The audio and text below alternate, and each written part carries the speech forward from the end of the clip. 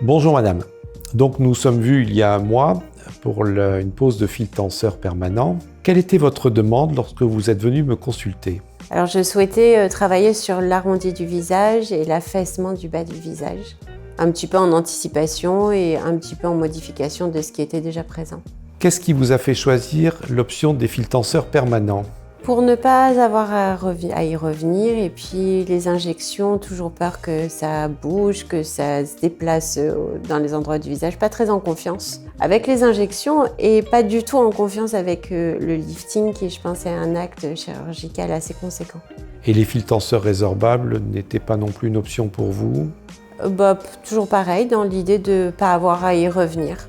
Donc l'efficacité d'une chirurgie sans l'invasivité, mais avec la même tenue dans le temps. C'est exactement ça. Depuis la crise du Covid, les consultations en visio se sont beaucoup développées. La consultation en présentiel était importante pour vous? Très importante, puisque lors de cette consultation que j'aurais pu effectivement faire en visuel concernant toutes les questions que j'avais à vous poser et les réponses que j'en attendais. L'importance que ce soit en présentiel, c'est que vous avez pu étudier mon visage, l'élasticité de ma peau, toucher et voir quelle action vous pourriez mener sur mon visage. Oui, ça permet effectivement de toucher la peau, de la manipuler, de voir sa souplesse, sa capacité à être repositionnée, ce que malheureusement on ne peut pas avoir par l'intermédiaire d'un écran, même si la consultation en visio permet de répondre à 80% des questions, on n'est pas capable de préciser exactement la qualité du résultat, l'importance et de le simuler au mieux. Vous aviez eu des réponses suffisamment claires et suffisamment précises à vos interrogations lors de cette consultation? Toutes les réponses à mes questions, effectivement. Après, quelques-unes me sont venues un petit peu plus tard entre notre rendez-vous, mais vous avez su y répondre, c'était des détails et vous avez pu y répondre le jour de l'intervention.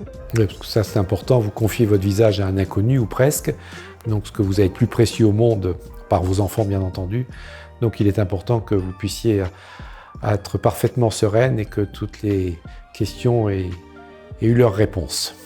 Donc comment s'est passée l'intervention? Quel a été votre ressenti ainsi que les suites immédiates au bloc opératoire ici? Que diriez-vous à ce sujet? Alors l'intervention, malgré le fait que vous ayez vraiment étayé les explications lors de la consultation, est quand même malgré tout surprenante.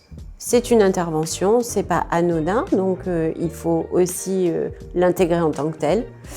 Donc assez surprenante, assez impressionnante parfois, mais gérée avec beaucoup d'encadrement, beaucoup de douceur, très rassurant dans des moments qui pouvaient être un petit peu plus impressionnants.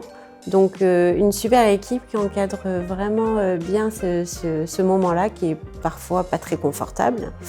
Concernant les suites post-opératoires immédiates, aucune douleur puisque anesthésie.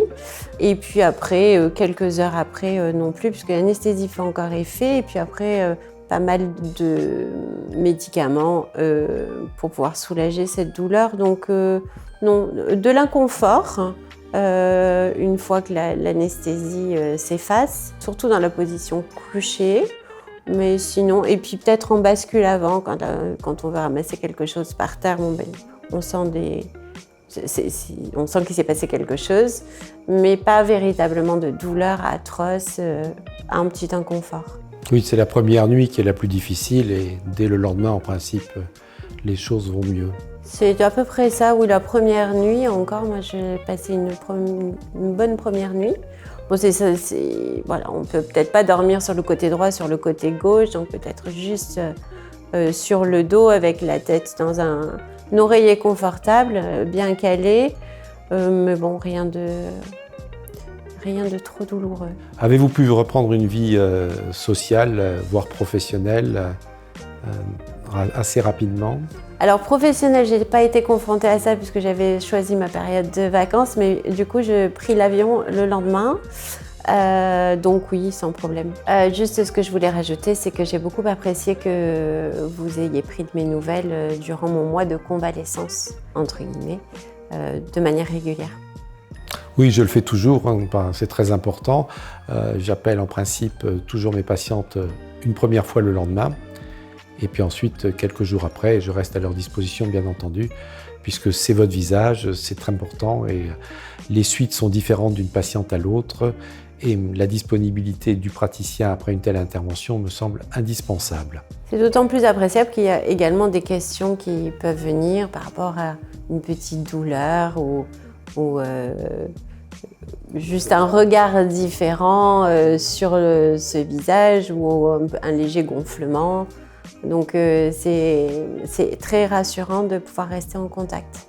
Oui, d'autant que ça va être une période où généralement les patientes observent leur visage comme jamais. Donc peuvent voir des petites irrégularités, des petits défauts, parfois même présents avant qu'elles n'ont pas encore diagnostiqué, pas vu.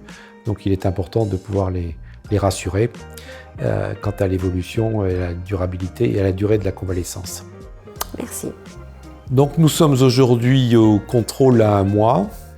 Les résultats sont quasiment définitifs. Il peut rester un tout petit peu d'œdème, une petite perception de sensibilité sur les pommettes ou au niveau des tempes. Mais globalement, la convalescence est arrivée quasiment à son terme, peut-être encore 1 ou 2 semaines pour que tout soit parfait. Quelle est votre sensation? Comment analysez-vous les résultats? Alors, très satisfaite en ce qui concerne la raison pour laquelle je suis venue vous voir, c'est-à-dire l'arrondi du visage et le relâchement au niveau du bas du visage. Et comme vous le disiez, encore quelques petites gênes au niveau d'une pommette.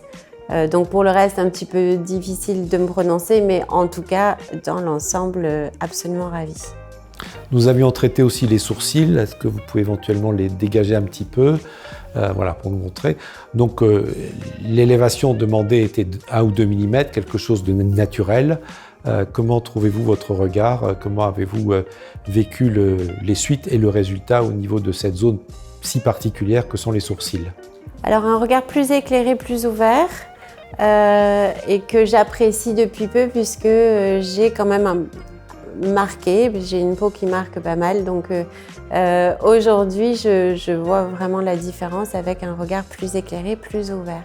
Oui, souvent au niveau des sourcils, les suites sont un peu plus longues et on a régulièrement un petit œdème au niveau du front ou de la paupière supérieure durant la semaine ou les 10 jours qui suivent la pose de fil au niveau du sourcil. Mais ce sont des fils permanents, donc maintenant que le résultat est là, il va durer très longtemps.